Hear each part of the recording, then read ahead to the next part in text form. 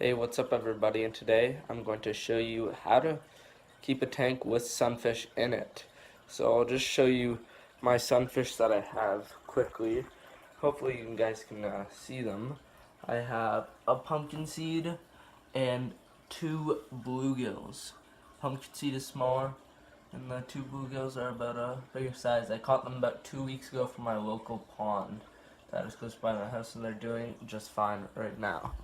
So I'm going to go over a couple of requirements that you need if you're keeping sunfish or any other native fish in your tank.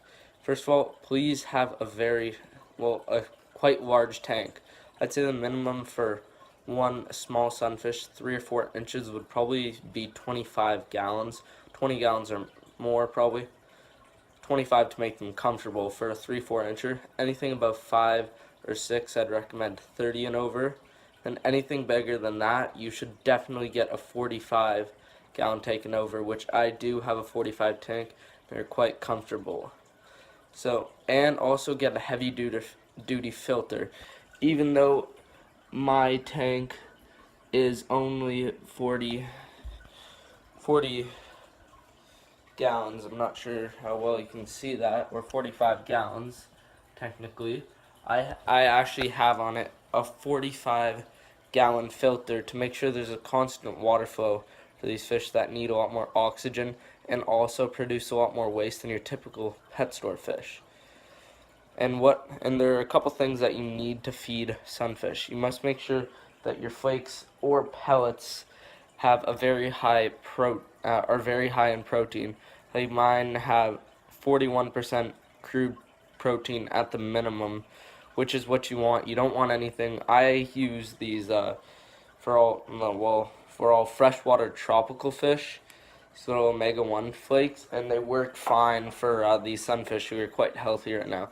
You can also use pellets, but the only thing I found with pellets is that can sometimes be a problem because that some of the sunfish may not eat it if they're not big enough and spit it out. And I actually had 3 sunfish before.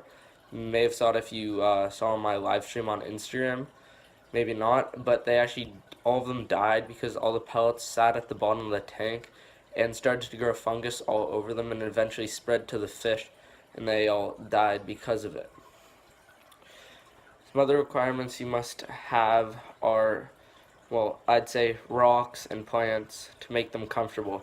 If you look at the layout of my tank right there, you can probably see that I do have some rocks and some plants for them to swim under and around.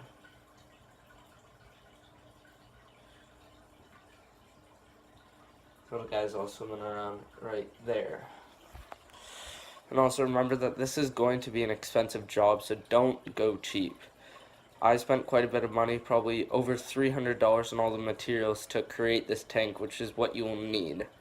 And also, when catching these fish, you must make sure that you have an aerated bucket with you and unhook them very carefully, because you don't want to have a fish in your tank that has been injured from you mistreating the fish when you're catching it, which you should do always as well.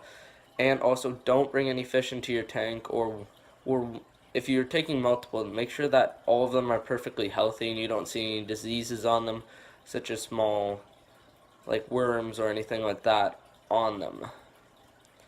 So I'm just gonna feed them a little bit right now so you can see how they eat.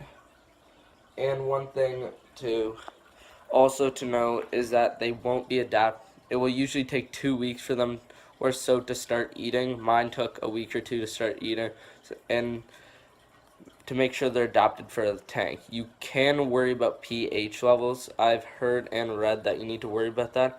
I personally have had no issues, but one thing you must know is temperature change, because your fish may go into shock or may become extremely freaked out if you catch fish from, let's say, 25 Celsius water and then put them into a tank that is only 15 Celsius, or vice versa, where you're ice fishing, catch fish and then put them into a very warm tank.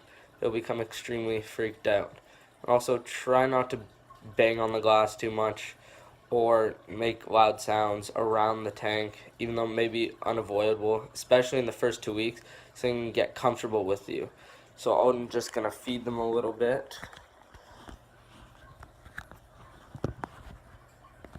So, just going to get the food out. And what I like to do when feeding them is I actually like to place it in the waterfall stream from the filter. You can see, so it actually gets down to them. So I'll just put this camera down for 1 second. Put some food in. I'll show you guys. I'm eating.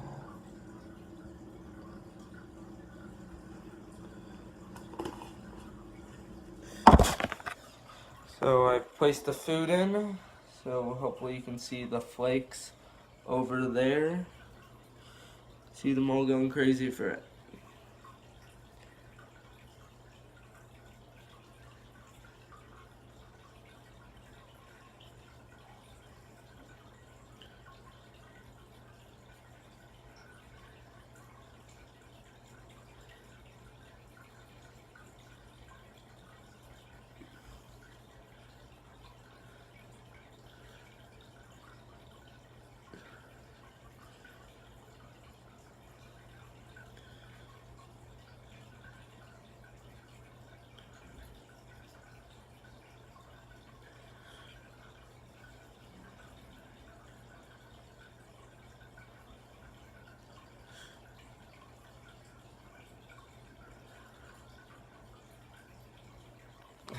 Okay, you saw them eat for a bit. They're still eating right now, but now I'm going to go over a couple things.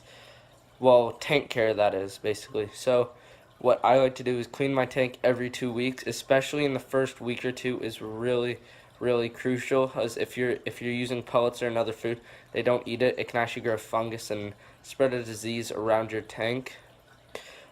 It would be recommended that you change 25% of the water for your tank per week, and when you're putting in water to your aquarium, make sure to use a little fluid, I forget what it's called, that removes chlorine from the water so your fish don't die from chlorine poisoning. So you need to make sure your water is fresh, doesn't have any chlorine in it or any harmful diseases. Also, please research about yourself on how to keep sunfish, maybe local regulations in your area as well. So thank you so much for watching this video. Like and subscribe for more content.